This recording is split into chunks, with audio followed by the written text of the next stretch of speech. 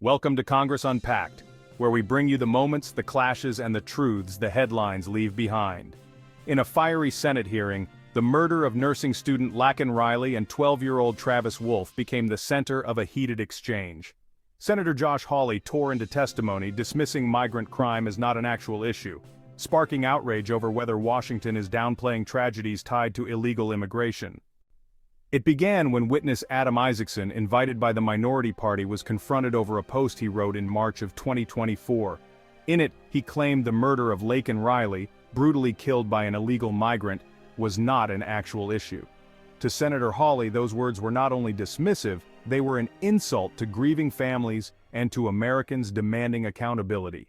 Hawley didn't hold back. He accused Isaacson of effectively minimizing the violent crimes committed by migrants, pointing to case after case where parole and policy failures allowed killers into American communities. The senator declared flatly, migrant crime is a real issue, and he vowed that the Senate's Laken-Riley Act, which would require ICE to detain illegal migrants accused of violent crimes, is not just symbolic, but necessary. Thank you, Mr. Chairman. Thanks for calling this hearing. Mr. Isaacson, if I could just start with you. In March of 2024, you wrote, "The murder of a nursing student in Georgia has a lot of people on the right talking about migrant crime like it's an actual issue." That'd be Laken Riley you were talking about? Laken Riley was an unusual case. Yeah, here, let's have a look. Here's Laken Riley. Yes. Her murder, her horrific murder at the hands of this illegal migrant who was also unlawfully paroled in the United States. Her death not an actual issue? It's a tragedy. But not an actual issue? Migrant crime is much less of an issue than U.S. citizen committed crime. Not an actual issue? Those are your words. Her death not an actual issue. I just want to get, no, you say. Of course it's an issue. It's a tragedy. So what do you mean by your murder is an post? issue. It's not an actual issue, meaning we shouldn't be paying attention to it. Senate's wasting its time this week on the Laken-Riley Act that would address the circumstances of her murder. What's your advice to us? We just discontinue those proceedings now? I think the Laken-Riley Act could do a lot of harm. It would allow me to say, oh, this person shoplifted, and that would be enough probable cause to get somebody deported. Interesting. You're here, who invited you to this committee hearing today, Mr. Isaacson? The minority party. Yeah, it's interesting. You're here as a spokesman for the minority party. I just want to make sure the record's clear on this.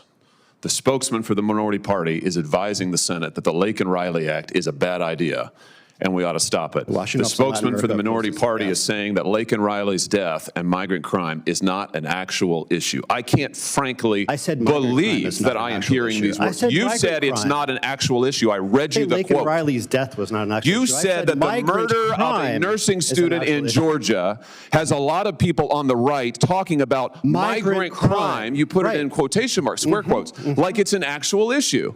She's dead because of migrant crime, right? Let's try something else. He held up the story of Travis Wolfe, a 12-year-old boy from his own state, murdered by another illegal migrant paroled into the country. For Hawley, the parallel was undeniable. 2 innocent lives, 2 preventable crimes.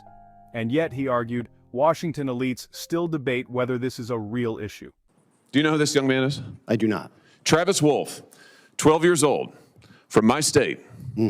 Murdered by an illegal migrant who was also, like Jose Ibarra, illegally paroled by the last administration. Is your expectation that zero migrants? Let me tell you what my expectation is that those who commit crimes in this country will be appropriately dealt with. And that we should not be allowing migrants who commit crimes into this country, and that, yes, migrant crime that kills people like Travis Wolfe, whose death was shocking, whose death is inexplicable, indefensible. I actually do think, yes, I think it's an actual, wait a minute, it's my time, Mr. Isaacson.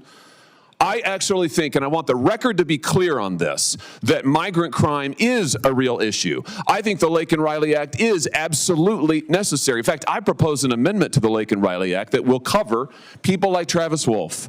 I think that ICE ought to be required to detain those illegal migrants who commit violent crimes against children. like Travis Wolf. And yes, I happen to think, as a former prosecutor, I happen to think that their violent murders are actual issues. And the fact that you would say otherwise, sit here and advise the Senate that the Lake and Riley Act is a bad idea, that the whole thing is not an actual issue, tell us what, made up, I think is outrageous. I think it's absolutely outrageous. And the fact that you were invited here to give this testimony is stunning to me, I have to say. Absolutely stunning to me.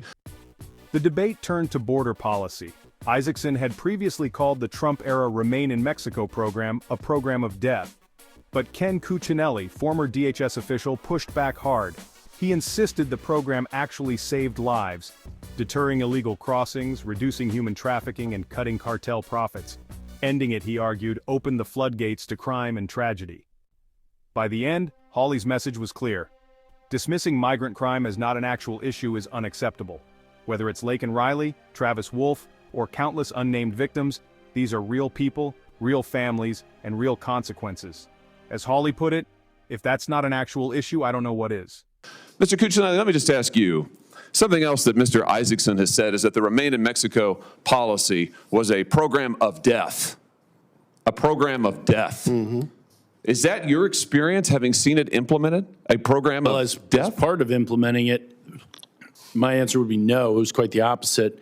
And as I said in my statement, that the deterrent effect for illegal aliens to come that was gained by the migrant protection protocols, Remain in Mexico program, prevented a lot more abuse, child abuse, abuse of women on the journey, and death along the way than any of the crimes that occurred addressed to the people where the people in Remain in Mexico were the victims. So anytime we have illegal immigration going on, we have victimization of that population.